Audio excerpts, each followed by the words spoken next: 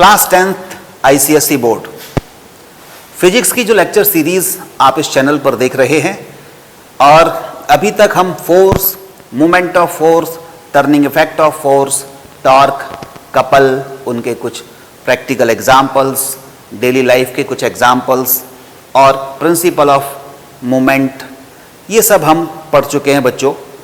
अब हम बात करते हैं आज इस एक्सरसाइज की। आपकी जो बुक है उसके एक्सरसाइज के क्वेश्चंस हम सॉल्व करेंगे। जो अभी तक आपने थ्योरी कॉन्सेप्ट फॉर्मूले पढ़े हैं उन्हीं पर ये बेस्ड है। तो आइए स्टार्ट करते हैं। Question first, the moment of force of 10 newton about a fix point O is 5 newton metre. Calculate the distance of point O from the line of action of the force. इसने कहा कि एक point O है, ये कोई light rod रही होगी, मान लीजिए इसका मास नहीं है, और इस पॉइंट पर हम फोर्स अप्लाई कर रहे हैं, तो ये इस पॉइंट को बोलते हैं पॉइंट ऑफ एक्शन। इस पॉइंट ऑफ एक्शन से जहाँ पर ये हिंज है जिसके अबाउट ये सिस्टम रोटेट हो सकता है, वहाँ तक की जो परपेंडिकुलर डिस्टेंस है वो d है। ठीक है, आप देख रहे हैं 90 डिग्री है तो परपेंडिकुलर डिस्टेंस। टॉर्क हमने समझा था बच्चों, या मोमेंट ऑफ फोर्स हमने समझा था। Moment of force equal to क्या होता है, force into this perpendicular distance. Moment of force को हम टॉर्क भी बोलते हैं और मोमेंट ऑफ फोर्स गिवन है 5 न्यूटन मीटर, यहाँ 5 लिख दीजिए, इक्वल टू फोर्स आपका गिवन है 10 Newton into D. D find करना है, 5/10 कर लीजिए तो ये आपके पास 0.5 मीटर ये आंसर आ जाएगा। So answer is 0.5 metre. Easy question है बच्चों, सीधा फॉर्मूला बेस्ड है। सेकंड क्वेश्चन देखें बच्चों, a nut is opened by wrench of length 10 centimetre if the least force required is 0.5 newton, find the moment of force needed to turn the nut. Simple बच्चों, moment of force का question है। Moment of force equal to होता है force into perpendicular distance. Force है 5, perpendicular distance is 10। 10 को metre में change कर दो, सेंटीमीटर है ना, तो मीटर में चेंज करेंगे तो 100 से डिवाइड करो, राइट, तो ये मीटर में चेंज हो जाएगा। तो ये 5/10 मीन्स 0.5 न्यूटन मीटर। ये भी हमारा यही आंसर आएगा, 0.5 न्यूटन मीटर। बच्चों क्वेश्चन थर्ड देखते हैं, a wheel of diameter 2 metre is shown in figure. ये आप देख रहे हैं एक व्हील है जिसका डायमीटर गिवन है, ये डायमीटर है, ये बच्चों 2 मीटर है, right,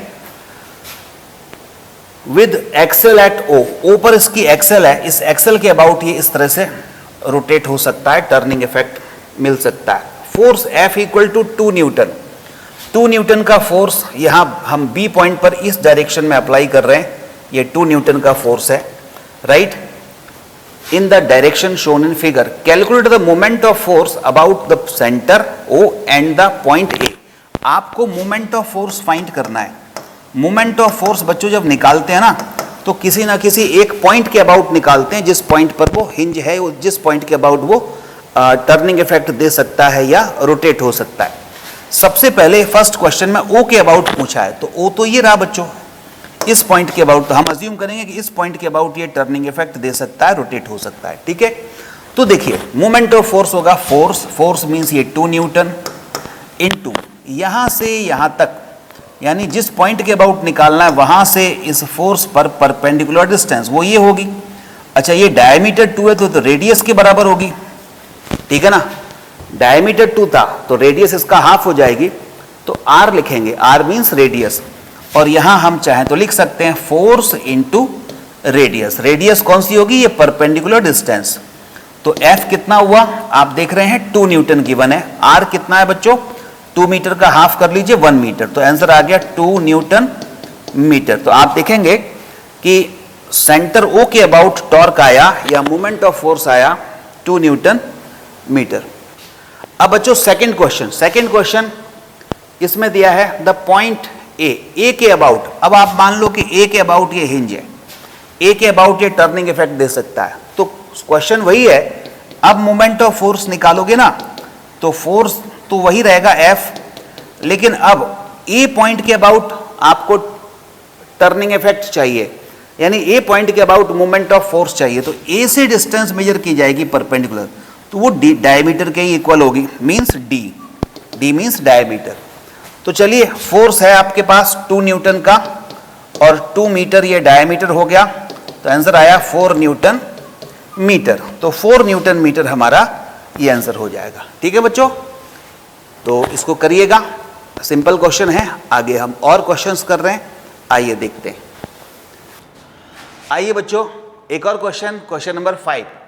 2 forces each of magnitude 10 Newton act vertically upward and vertically downward respectively at the two ends A and B of uniform rod of length 4 meter. Find net moment of force about O। दो तरीके हैं बच्चों इसको करने के। पहला यह है कि ये जो 10 न्यूटन है, ये 10 न्यूटन इस O के अबाउट इसको कैसे टर्निंग देगा, क्लॉकवाइज। ठीक है, ये वाला 10 भी O के अबाउट इसको ऐसे ही घुमाएगा क्लॉकवाइज, मतलब दोनों सेम सेंस ऑफ रोटेशन देंगे। इसका मतलब दोनों ही क्लॉकवाइज हैं। जब दोनों टॉर्क या दोनों moment of force same sense of rotation देते हैं, तो मतलब दोनों को आप ऐड कर सकते हैं। ठीक है, एक मान लो क्लॉकवाइज है, दूसरा एंटी क्लॉकवाइज है, तो फिर माइनस करने पड़ेंगे। तो मैं यहां पर निकाल रहा हूं total moment of force about O। ठीक है, चलिए पहले इस 10 का निकालता हूं। तो ये आएगा, आप चाहें तो मैं फॉर्मूला लिख दूं आपके लिए। ये आ जाएगा, ये F1 मान लूं इसको, ठीक है, इसको F1 मान लूं, इसको F2 मान लूं, और यहाँ से यहाँ तक ये डिस्टेंस D1, ये वाली डिस्टेंस D2। तो आप कह सकते हैं F1 इंटू D1। ये कैसा है, तो इसको ब्रैकेट में लिख देता हूँ, क्लॉकवाइज है। ठीक है, क्लॉकवाइज है, प्लस दूसरा कैसा है, F2 इंटू D2, ये भी क्लॉकवाइज ही है। दोनों सेम सेंस ऑफ रोटेशन है, इसलिए दोनों को ऐड कर देंगे। F1 कितना है, F1 आपके पास 10 है। D1 कितना है, ये 4 का हाफ 2 हो जाएगा, क्लॉकवाइज है, ठीक है, बना रहने दो। F2 कितना है, 10 है। D2 कितना है, वो भी 2 है। तो ये 20 यानी 40 न्यूटन मीटर का टॉर्क आ जाएगा। और चूंकि दोनों ही क्लॉकवाइज थे, तो ये नेट मोमेंट ऑफ फोर्स जो आएगा, जिसको हम टॉर्क भी कहते हैं, वो भी क्लॉकवाइज ही आएगा। ठीक है बच्चों, एक तरीका तो ये है। सेकंड मेथड ये है बच्चों इसी क्वेश्चन को करने की, कि आप देख रहे हैं ये इसमें 2 फोर्स लग रहे हैं, 10 और 10, और दोनों पैरेलल हैं।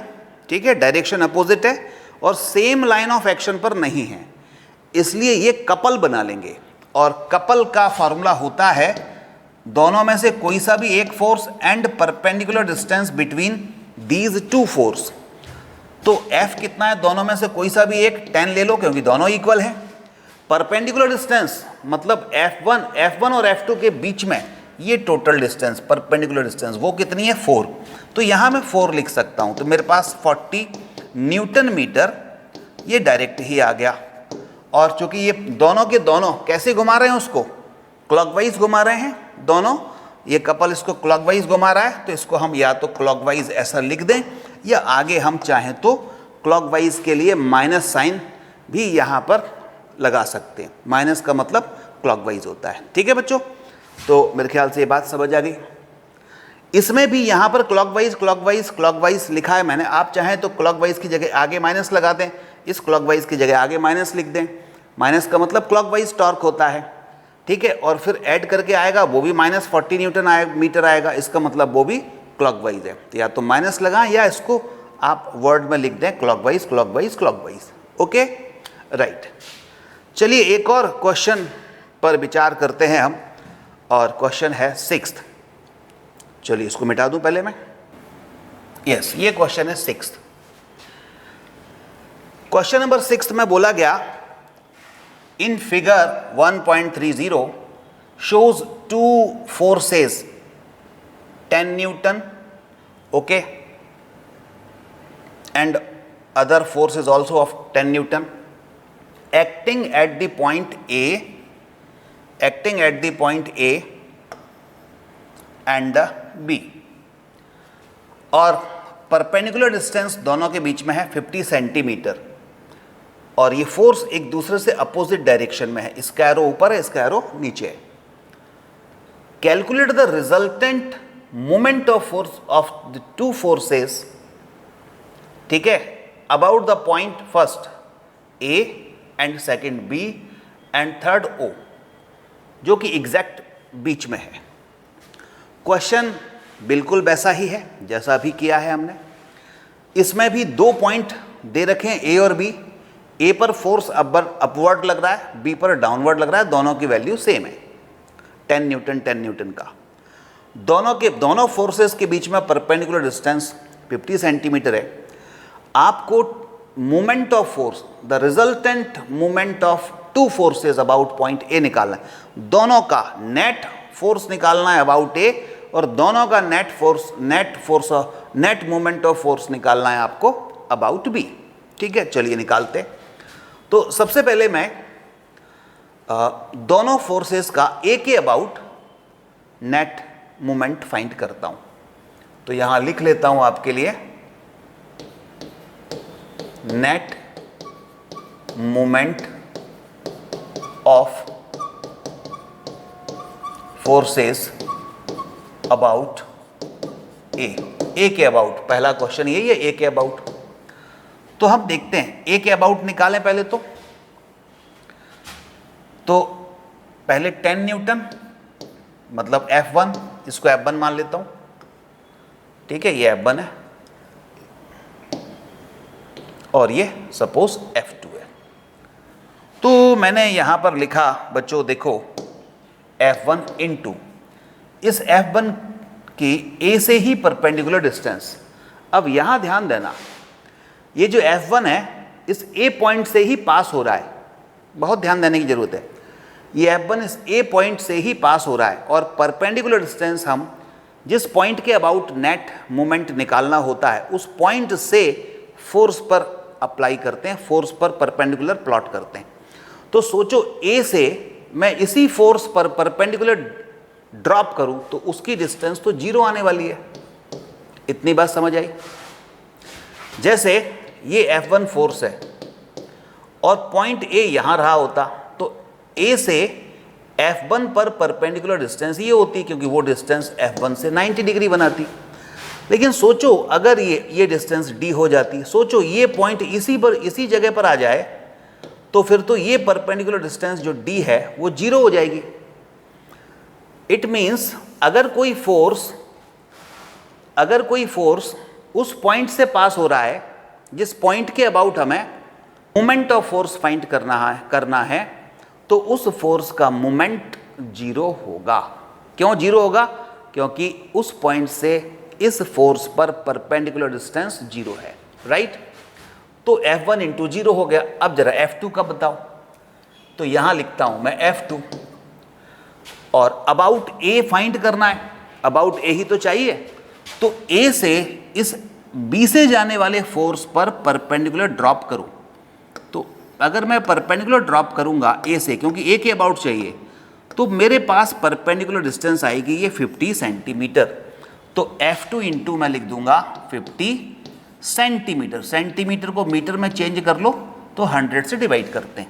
ठीक है बच्चों, चलिए F1 इंटू 0, ये तो 0 ही हो गया। F2 की वैल्यू कितनी है? 10 है, इंटू 50/100। तो आप देख रहे हैं 2 0 कैंसिल हो जाएंगी, मेरे पास 5 आया newton metre. Okay, so first is 5 newton metre, ये हमारा आंसर है। अच्छा, ये क्लॉकवाइज है या एंटी क्लॉकवाइज है? तो देखो ए पॉइंट यहां है, ए पॉइंट ये है, ठीक है, और बी यहां पर था, बी पर फोर्स लग रहा था F2। तो ये ए के अबाउट कैसे घूमेगा? क्लॉकवाइज घूमेगा, ठीक है ना। आप तो ऐसे कर लिया करो, ए को सेंटर मान लो, ये F2 है, बस F2 को थोड़ा कर्ल कर लो ऐसे, तो ये कैसा सर्कल आया? क्लॉकवाइज। यानी कि ये वाला जो टॉर्क होगा वो क्लॉकवाइज टॉर्क होगा। तो या तो आप क्लॉकवाइज लिखो या आगे माइनस लिख दो, एक ही बात है। ठीक है, चलिए बच्चों, अब हम सेकंड क्वेश्चन पर विचार करें। अबाउट बी, ये तो अबाउट ए हो गया, now about B. About B find करें, यहां पर निकाल लेता हूं about B. Second question, net moment of forces about B. ठीक है, चलो बी के अबाउट निकालें। तो बी के अबाउट जब निकालोगे तो अब देखना, इस F1 का निकालें पहले, तो F1 इंटू बी से इस F1 पर परपेंडिकुलर डिस्टेंस, तो ये देखो वही होगी 50 सेंटीमीटर। ये F1 ऊपर जा रहा है और बी पॉइंट ये है, बी से इस F1 पर परपेंडिकुलर ड्रॉप करोगे तो ये कितने के बराबर है, 50 के बराबर है। तो यहाँ पर 50 आएगा, सेंटीमीटर है तो मीटर में चेंज करोगे तो 100 से डिवाइड,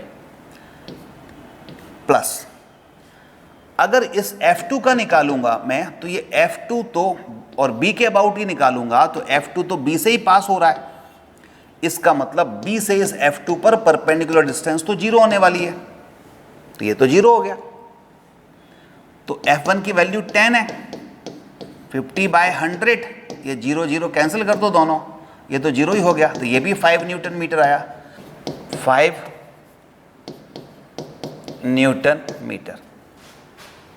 ये एक्चुअली देखो, ये फोर्स कहाँ था, ऊपर था ना, तो यहाँ बनाऊँ मैं फोर्स F1 ऊपर है और ये B पॉइंट है, तो ये इसको कैसे घुमाएगा, ये सेंटर मानो, F1 को इधर लाओ, तो ये भी क्लॉकवाइज ही रोटेट करा रहा है, तो इसका आंसर हो जाएगा 5 न्यूटन मीटर क्लॉकवाइज। ठीक है, 5 न्यूटन मीटर क्लॉकवाइज। क्लियर हुआ? ओके। अब एक और क्वेश्चन है बच्चों इसी में, आप देखिए question third, about O find करना है, अबाउट ओ। तो इसके लिए आप कपल से कर सकते हो, मतलब 10 न्यूटन ऊपर 10 न्यूटन नीचे, तो कपल बन गया। थर्ड वाले क्वेश्चन के लिए कपल इक्वल टू होता है either force into perpendicular distance between these two forces. तो फोर्स हो गया 10 और 10 दोनों हैं, एक ही हैं, तो इसको 10 लेता हूं। परपेंडिकुलर डिस्टेंस, क्योंकि ये ओ के अबाउट ये दोनों रोटेट करेंगे, जैसे ये इसको घुमाएगा इस तरह से, किधर, क्लॉकवाइज, और ओ के अबाउट ये बी भी इसको ऐसे घुमाएगा क्लॉकवाइज, तो दोनों ही सेम सेंस ऑफ रोटेशन दे रहे हैं, तो ऐड करेंगे दोनों को। ठीक है, इससे अच्छा है कपल निकाल लें। 10 इंटू परपेंडिकुलर डिस्टेंस कितनी हो गई, ये 50, तो आपके पास आंसर आ जाएगा। सेंटीमीटर में है तो मीटर में करना पड़ेगा, तो 0 0 ये कैंसिल कर दीजिए, तो ये आपके पास आप देख रहे हैं आंसर क्या आ रहा है, 5 न्यूटन मीटर। तो आप देख रहे हैं सभी में 5 न्यूटन मीटर आ रहा है, और ये भी इसको क्या घुमा रहा है, क्लॉकवाइज ही घुमा रहा है। ठीक है, तो क्लॉकवाइज, ये क्लियर हो गया, ये भी इसको क्लॉकवाइज घुमा रहा है। अब देखिए क्वेश्चन 7। ठीक है, ये नोट कर लेना, स्क्रीन को पॉज करके नोट कर लेना। क्वेश्चन 7 है, a steering wheel of diameter 0.5 meter is rotated anti-clockwise by applying two forces each of magnitude 5 Newton. Draw a diagram to show the application of forces and calculate the moment of forces applied. तो ये भी बड़ा simple question है। देखो बच्चों, वो कहता है पहले कार की आप स्टीयरिंग बना लें, ये हो गई, हम ऐसा कर लेते हैं, सर्कल बना लिया, कार की स्टीयरिंग हो गई है। अच्छा, इसका डायमीटर जो है ना वो 0.5 है, तो चलिए ये डायमीटर हो गया, यहाँ से यहाँ तक 0.5 मीटर ये डायमीटर है। अब इसको रोटेट कराना है एंटी क्लॉकवाइज डायरेक्शन में रोटेट कराना है, और हम फोर्स अप्लाई कर रहे हैं कितना, 5 न्यूटन का। 2 फोर्स लगाने पड़ेंगे, आपने देखा था कार की स्टीयरिंग में 2 फोर्स लगाने पड़ते हैं, और एंटी क्लॉकवाइज घुमाना है, मतलब इस तरह से घुमाना है, ये डायरेक्शन ऑफ रोटेशन होने चाहिए एंटी क्लॉकवाइज। तो मीन्स एक फोर्स आपको यहाँ लगाना पड़ेगा F, और एक फोर्स आपको यहाँ लगाना पड़ेगा F, जिससे कि ये इस तरह से घूम जाए। ठीक है, एंटी क्लॉकवाइज, और फोर्स लगा कितने का रहे हैं, 5 न्यूटन का, ये भी कितना है, 5 न्यूटन। तो ये तो डायग्राम बन जाएगा। अब इसका आपको मोमेंट ऑफ फोर्सेस अप्लाइड निकालना है, मतलब नेट मोमेंट निकालना है। तो नेट मोमेंट ऑफ फोर्सेस, तो ये हो जाएगा मतलब कपल हो गया है, net moment of forces that means couple, couple equal to हो जाएगा force into perpendicular distance. Okay, so force is 5, दोनों में से कोई सा एक फोर्स ले लो, परपेंडिकुलर डिस्टेंस मतलब 0.5, तो ये हो गया 0.5, तो हमारा आंसर आया 2.5 न्यूटन मीटर। और कैसा है ये, एंटी क्लॉकवाइज, तो ये देखो आंसर है 2.5 न्यूटन मीटर। ठीक है बच्चों, चलो अगला देखें क्वेश्चन नंबर 8। स्क्रीन पॉज करके आप इसको नोट कर लीजिएगा। क्वेश्चन नंबर 8 देखिए, a uniform metre rule is pivoted at midpoint, a weight of 50 gram force is suspended at one end of it. Where should a weight of 100 gram force be suspended to keep the rule horizontal? देखिए इसको मैं आपको explain करता हूँ। इसने कहा कि एक यूनिफॉर्म मीटर रूल ले लो। आपके पास एक मीटर रॉड होती है ना, जिस पर 1 मीटर की रॉड होती है, वो है 1 मीटर की मीटर रूल। तो ये मैंने ले ली यहाँ पर ऐसे 1 मीटर की ले ली, और मीटर रूल की ये विशेषता होती है कि इस पर 0 से फिर 1 2 3 4 5 6 7 8 9 10, तो ये 1 सेंटीमीटर होता है, फिर 2 सेंटीमीटर होता है, फिर ऐसे इसमें ग्रेजुएशंस होते हैं, जो कि ये और कितने ग्रेजुएशंस होते हैं आप देखेंगे 100 तक होते हैं, 0 से लास्ट में क्या होता है 100, तो ये सेंटीमीटर में होते हैं। ठीक मिड पॉइंट पर ये 50 सेंटीमीटर होगा और ये 0 से स्टार्ट होता है। ठीक है, तो 0 से टोटल ग्रेजुएशंस कितने होते हैं 100, यानी 100 सेंटीमीटर की, दैट मीन्स 1 मीटर की एक रॉड होती है। तो कोई आपसे पूछे 50 सेंटीमीटर कहाँ है, तो ठीक मिड पॉइंट पर होगा। उसी तरह से कोई पूछे 75 किधर है, तो 75 यहाँ कहीं रहेगा, 50 + 25 ये यहाँ 75 रहा होगा। आपसे कोई पूछे 25 सेंटीमीटर कहाँ है, तो यहाँ 25 सेंटीमीटर रहा होगा। ठीक है ना, तो इसको मैं 25 मान सकता हूँ सेंटीमीटर, ये 50 हो गया, ये 75 सेंटीमीटर हो गया, और यहाँ 100 हो गया। ये 0 से इसकी स्टार्टिंग हो रही है। अब क्वेश्चन क्या है देखो, uniform metre rod is pivoted at its mid point. ये जो यूनिफॉर्म रॉड है ये मिड पॉइंट पर पाइवटेड है। मिड पॉइंट पर पाइवटेड है मतलब यहाँ पर ये हिंज है और इस तरह से ये घूम सकती है, राइट, मिड पॉइंट पर। मिड पॉइंट को सपोज ओ मान लें, ओ के अबाउट ये घूम सकती है। A weight of 50 gram force, weight of 50 gram force is suspended at one end of it. इसका एक एंड कहीं पर है, ठीक है, यहां पर एक एंड को ए मान लेता हूं, one and is a. One and पर उसने क्या किया, यहां पर एक वेट सस्पेंड कर दिया, कितने का, वेट को हम W लिख सकते हैं, और वेट एक तरह से फोर्स होता है, तो F1 ही लिख दें, 50 ग्राम फोर्स। ठीक है, आपको फोर्स की यूनिट बताई थी, एक किलोग्राम फोर्स होती है और एक ग्राम फोर्स होती है, राइट। और तो इधर उसने कहा कि 50 ग्राम फोर्स का इधर एक वेट लटका दीजिए वन एंड पर। अब होगा क्या, जैसे ही मैं 50 ग्राम फोर्स का एक वेट यहाँ सस्पेंड करूँगा ना इस एंड पर, तो ये ऐसे घूमने लगेगी। कैसे, ओ पॉइंट के अबाउट ये नीचे हो जाएगी, ये ऊपर हो जाएगी, तो हॉरिजॉन्टल तो रहेगी नहीं। तो इसका मतलब ये इसको इस तरह से एंटी क्लॉकवाइज डायरेक्शन में घुमाएगा ये वाला फोर्स। तो इधर कहीं पर हमें एक फोर्स और लगाना पड़ेगा क्लॉकवाइज डायरेक्शन में। तो मतलब यहाँ पर हमें कहीं पर एक फोर्स और लटकाना पड़ेगा जो उसको ऐसे रोटेट कराए, मतलब इस तरीके से क्लॉकवाइज घुमाए। और वो जो क्लॉकवाइज टॉर्क देगा या क्लॉकवाइज मूवमेंट देगा, इस F1 के एंटी क्लॉकवाइज मूवमेंट के अगर इक्वल हो गया तो इक्विलिब्रियम आ गई, और इक्विलिब्रियम में नेट मूवमेंट 0 हो जाएगा, क्योंकि जितना इसका एंटी क्लॉकवाइज मूवमेंट होगा उतना उधर वाले का क्लॉकवाइज मूवमेंट होगा, दोनों इक्वल हो गए तो नेट मूवमेंट 0 हो गया। तो ये अब ये घूमेगी नहीं और कैसी रहेगी, हॉरिजॉन्टल ही रहेगी, ये इक्विलिब्रियम है। तो यही तो पूछा है देखो इस क्वेश्चन में, वो कहता है where should a weight of 100 gram force be suspended to keep the rule horizontal. तो इसके इस तरफ ही लगाना पड़ेगा, ये तो पक्की बात है। अगर मैं इस तरफ 100 ग्राम फोर्स और लटका दूं, 50 पहले से ही था, तो वो तो और घूम जाएगा ऐसा क्लॉकवाइज और नीचे आ जाएगा। तो इधर कहीं लगाना पड़ेगा। तो मान लेते हैं कि O से सपोज डी डिस्टेंस पर कहीं किसी पॉइंट पर, हमें नहीं पता अभी फिलहाल वो पॉइंट, वहां पर हमें दूसरा वेट F2 जो कि 100 ग्राम फोर्स है वो सस्पेंड करना पड़ा। तो ये हॉरिजॉन्टल हो रही है। तो हॉरिजॉन्टल क्यों हो रही होगी? क्योंकि F1 का जो एंटी क्लॉकवाइज मूवमेंट है, और इसको हम मूवमेंट ऑफ फोर्स, कौन सा? एंटी क्लॉकवाइज, ये किसके इक्वल हो जाएगा? इधर वाला movement of force F2 clockwise, क्योंकि ये इसको इस पॉइंट के अबाउट ऐसे क्लॉकवाइज घुमाएगा, ये वाला इस पॉइंट के अबाउट एंटी क्लॉकवाइज घुमाएगा। अगर ये दोनों इक्वल हो गए तो इक्विलिब्रियम हो गई, मतलब रेस्ट में रहेगी वो और रोटेट नहीं करेगी ऐसे, तो इसका मतलब ये आपकी हॉरिजॉन्टल रहेगी। चलिए इसी कॉन्सेप्ट का यूज करें, तो यहाँ MOF1 यानी 50 GF लिख देता हूँ।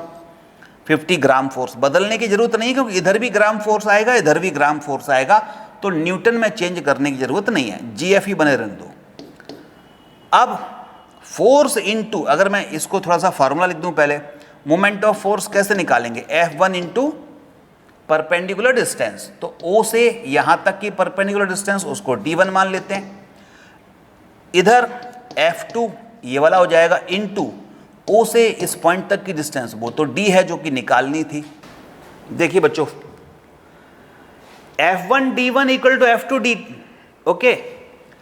F1 की वैल्यू क्या है? इधर देखो जरा, यहां से ये है 50 दिया हुआ है ना, 50 लिख देता हूं, इनटू D1 कितना है? यहां से यहां तक देखो जरा, ये वाला D1 है, वो है 50, 50 पर मार्क है ना, यहां से यहां तक 50, तो ये हो जाएगा 50।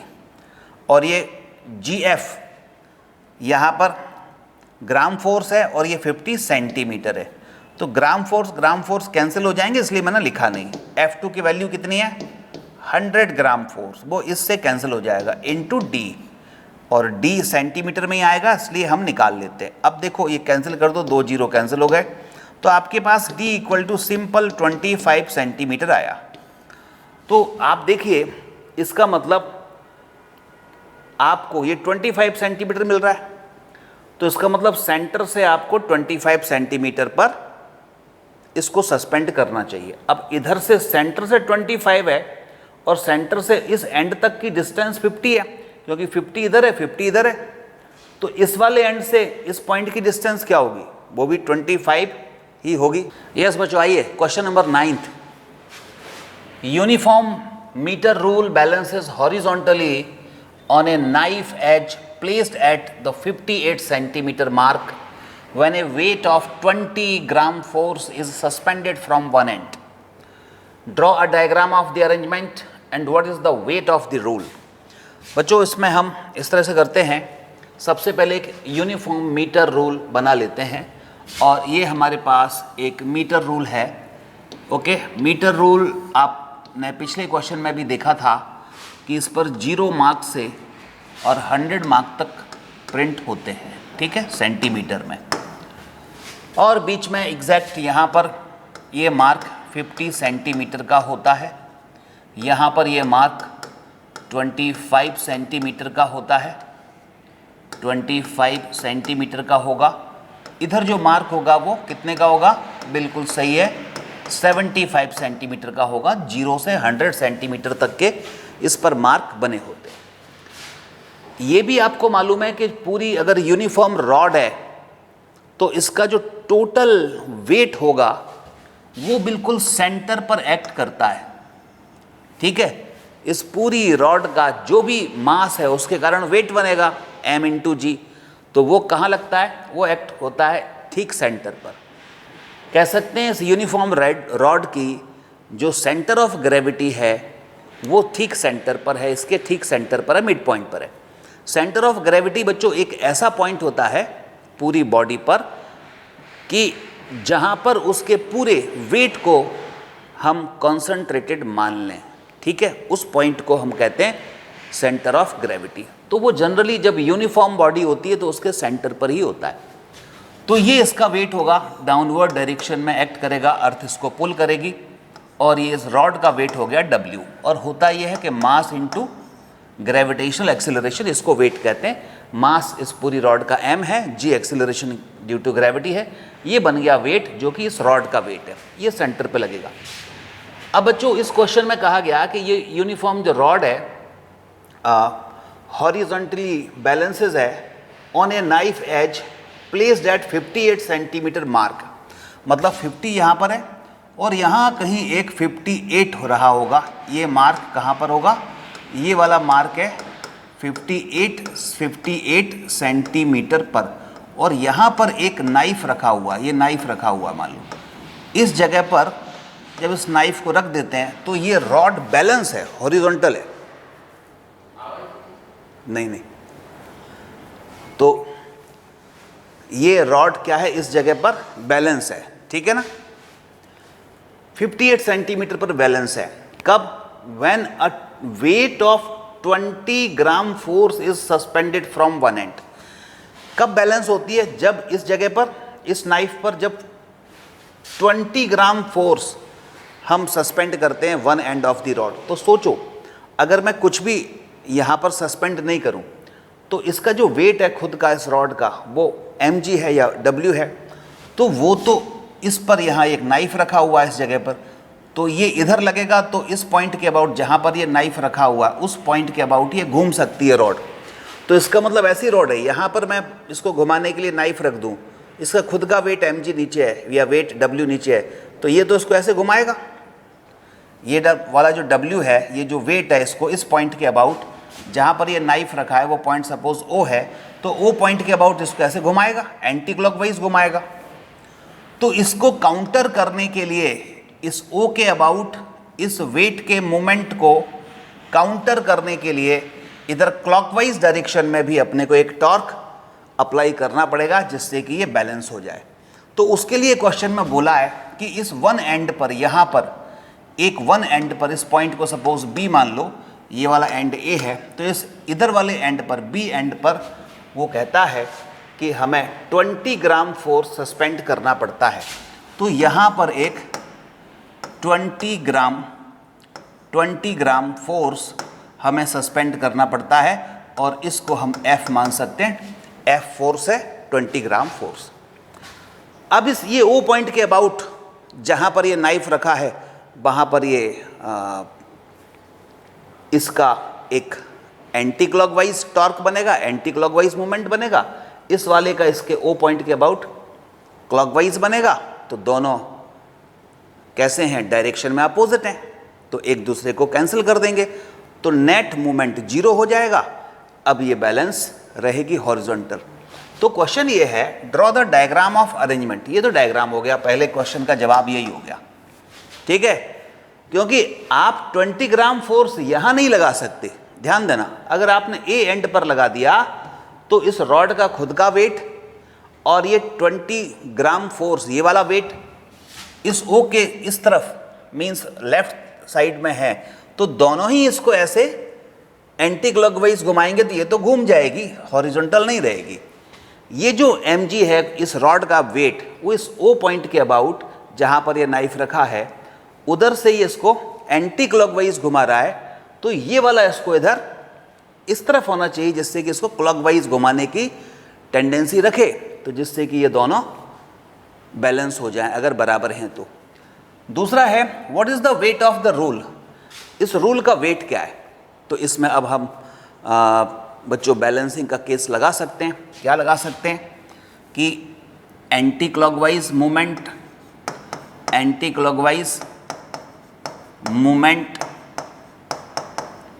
ऑफ फोर्स इक्वल टू क्या होना चाहिए? Clockwise movement of force. अगर ये दोनों इक्वल होंगे तो ये बैलेंस हो जाएगी। और इस पॉइंट के अबाउट की बात कर रहे हैं, ओ पॉइंट के अबाउट ये वाला जहां पर नाइफ है। एंटी क्लॉकवाइज मूवमेंट कौन देगा? W। तो W इंटू ये परपेंडिकुलर डिस्टेंस चाहिए जहां पर ये घूम सकती है, जिस पॉइंट के अबाउट, वहां से इस फोर्स पर परपेंडिकुलर डिस्टेंस। ये डिस्टेंस जरा कोशिश करें कितनी होगी। देखो ये ठीक यहां पर कितना है? 50 सेंटीमीटर है इस जगह पर, ठीक है, मिड पॉइंट है रॉड की, और ये रखा कहां पर है? 58 पर रखा है। तो इस 58 में से 50 माइनस कर लो तो ये वाली डिस्टेंस आ गई कितनी, 8 सेंटीमीटर, और 8 सेंटीमीटर ये रही होगी, तो यहाँ लिख देता हूँ मैं 8 सेंटीमीटर में। ठीक है बच्चों, अब आ जाओ clockwise moment of force. Clockwise ये 20 ग्राम फोर्स देगा, तो 20 ग्राम फोर्स मैं लिख देता हूँ, 20 ग्राम फोर्स, ठीक है, इनटू इस पॉइंट से जहाँ जिसके अबाउट ये रोटेट हो सकता है, वहाँ से इस एंड तक की डिस्टेंस ये चाहिए, तो ये कितनी होगी, ये परपेंडिकुलर डिस्टेंस इस O पॉइंट से इस F तक की परपेंडिकुलर डिस्टेंस कितनी होगी, सोचो। अब ये देखो यहाँ से यहाँ तक कितना है, 50, और ये मार्क कहाँ पर था, 58 पर, तो इस अच्छा ये वाली डिस्टेंस कितनी है, 8, तो इस 50 सेंटीमीटर में से ये 8 माइनस कर दूं तो रिमेनिंग जो बची यहाँ से यहाँ तक वो कितनी बची, 42 सेंटीमीटर बची। ये 42 प्लस 8 ये टोटल 50 हो जाएगा, तो यहाँ आ जाएगा 42 सेंटीमीटर। ठीक है बच्चों, चलो अब मैं सॉल्व करना है, मुझे W निकालना है, तो 20 राइट एंड ये 20, और ये बच्चों सेंटीमीटर में था, 8 भी तो सेंटीमीटर में था, तो सेंटीमीटर सेंटीमीटर तो कट गए, 20 इंटू 42 डिवाइड बाय क्या आ गया, 8। अब इसको मैं कैलकुलेट कर लूँ, ठीक है, आप चाहें तो 4 से कैलकुलेट कर लें, 4 से कैंसिल कर लें, 4 2 जा 8 एंड 4 5 जा 20, 2 से ये काट लूँ, 21 5 जा 105, और ये जो देखो ये ग्राम फोर्स में था, तो W भी ग्राम फोर्स में ही आएगा, तो मतलब आंसर हो गया ये आपका 105 ग्राम फोर्स। ठीक है, तो इस तरह से इस रॉड का वेट हमने निकाल लिया, ग्राम फोर्स। आइए बच्चों एक और क्वेश्चन देखते हैं, question number 10। The diagram below shows, आइए बच्चों एक और क्वेश्चन देखते हैं, question number 10। The diagram below shows a uniform bar supported at the middle point O.